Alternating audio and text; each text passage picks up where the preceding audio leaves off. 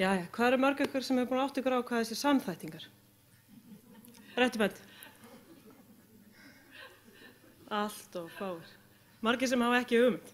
Já. Mér langaði að gera þessa stuttu könnun vegna þess að þetta kannski svolítið óþjált orð. En mér þykir ákaflega vænt það og ég held að sé gríðarlega mikilvægt.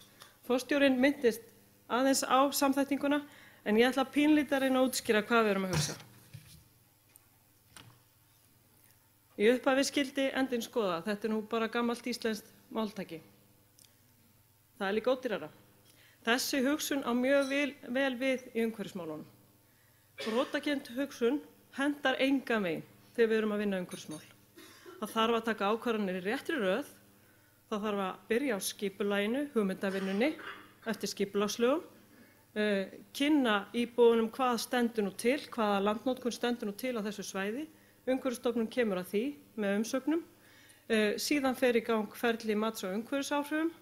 Við erum stundum að taka frá sérstaklega viðkvæm svæði og friðlýsa þau sem eru sérstaklega mikilvæg fyrir framtíðina og við viljum skipuleggja þetta í sundur en ekki saman.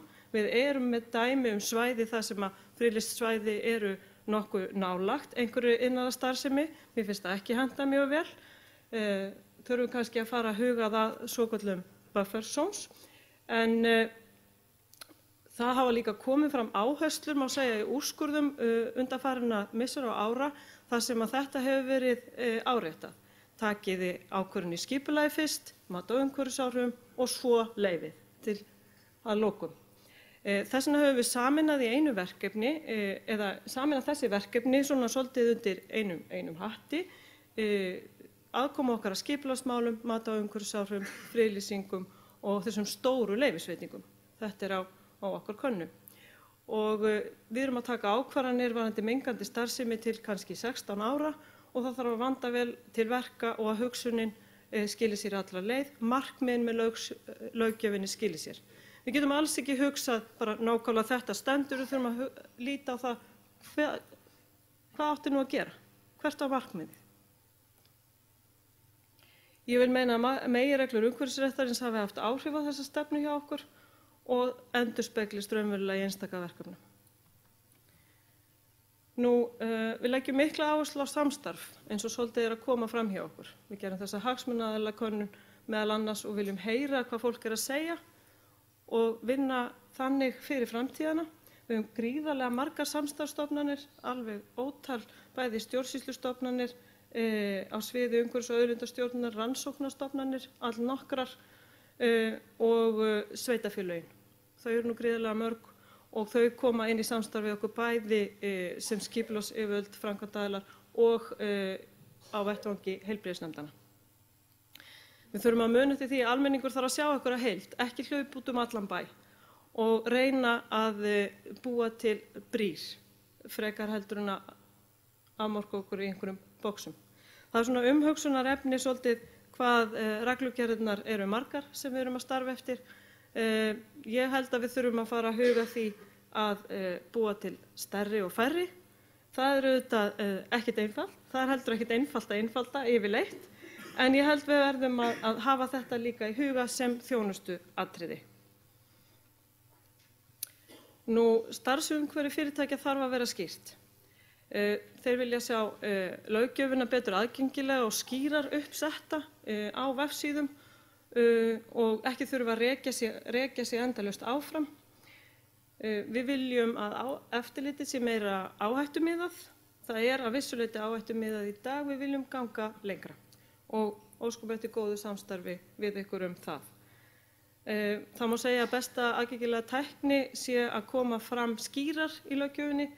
Fyrirtækin eiga að stjórna sínum umhverfismálum sjálf og eftirliti okkar á svolítið að snúast bara að athuga hvernig það gengur og fylgja því eftir.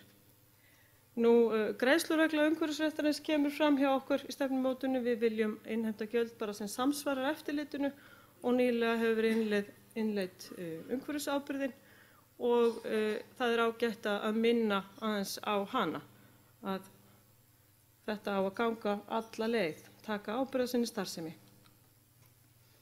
Almenningur á raunverulega hagsmuni.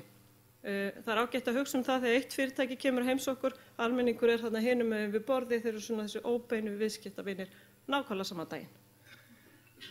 Við viljum að eftirlitsmennirnir skipti reglulega fyrirtækjaflokka, við höfum eftir að útfæra plan þetta, en þetta á dagskránni hjá okkur. Og eins viljum við þar líka tryggja að það sé ekki einn með málaflokka eins og Kristín Linda kom hérna inn á það. Nú eftirfylgdi náttúruverndarlöggjafarinnar, það þarf að útfæra hana svolítið meira og við viljum og teljum að við getum dregið heilmikinn lærdóm á starfinu sem við höfum verið að vinna undanfarin ár, hvað það varðar á sviði mengunarvarna, vera með þarna svolítið skýrari verkferla. Við höfum vísu fengið einmitt ný náttúruverndarlög, þau eru ný samþykkt, þar sem að þarna ríkari áhersla líka. Við ætlum jafnframt að reyna að draga með okkar áhrifum úr neikvæðum umhverfisáhrifum mannvirkjagerðar. Það náttúrulega mjög mikið það sem við erum að gera í gegnum okkar starf, að reyna að draga úr umhverfisáhrifum með ábendingum. Það eru ný stórverkefni efst á baugi hjá okkur í dag, eins og rammaáætlun.